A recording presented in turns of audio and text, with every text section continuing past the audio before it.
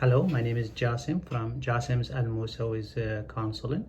In this video, I'll be talking about the topic of immigration, integration, and acculturations, and the stages of integrations, and some of the challenges that might be facing somebody while they are integrating into a new country.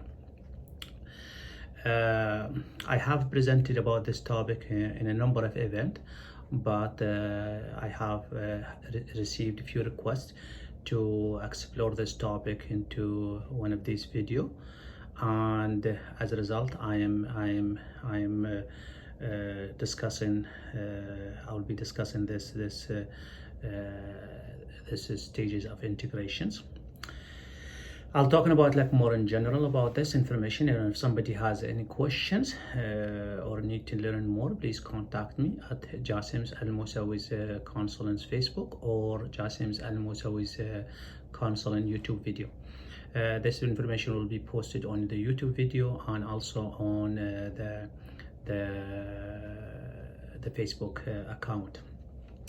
So when a person come to a new place or immigrate into a new country, a person enter into a tunnel, and this tunnel has beginning and has end.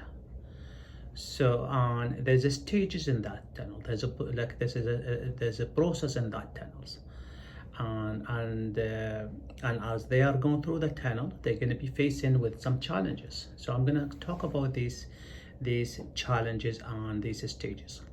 So when a person arrives here into a new country, they go into they are going into a road, and the road leading into that tunnel.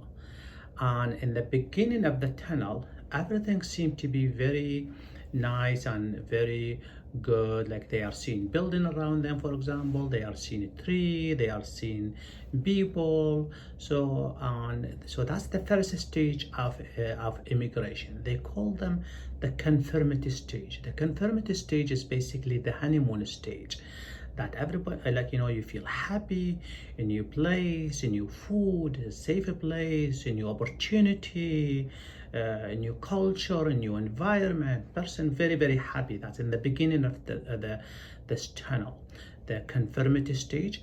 And in the conformity stage, people normally link very well with the host country, with the culture of the host country. So if a person is looking for a support or looking for advice, normally they don't take it from a person who are similar to them or from the same culture to them. They go and seek it from somebody from a person who's a different culture from them, from the host country's culture. So if the person is, for example, looking for resources, they go into a host country's like a mainstream culture and seek these resources from. And then as they enter into the tunnel, they started to face with some challenges, and they started to become very angry because the challenges is very difficult to manage and control. And in this stage, they call them the dissonance stage. Basically, the dissonance stage is that a person get disconnected from the host culture and also from their own culture, completely disconnected, isolate themselves, become very angry, blame themselves for being here or immigrating into this country. They become very angry with themselves and angry with the host country, and they wish that if the government take them back, if they are, for example, a refugee, or they wish they can go back. So they become very angry with themselves. They call them the dissonance stage. They disconnect themselves. They don't really most people don't seek support when they are in the dissonance stage. They are very angry, very difficult to deal with. And a lot of people get stuck actually in the dissonance stage. They don't move forward. They stay in this stage.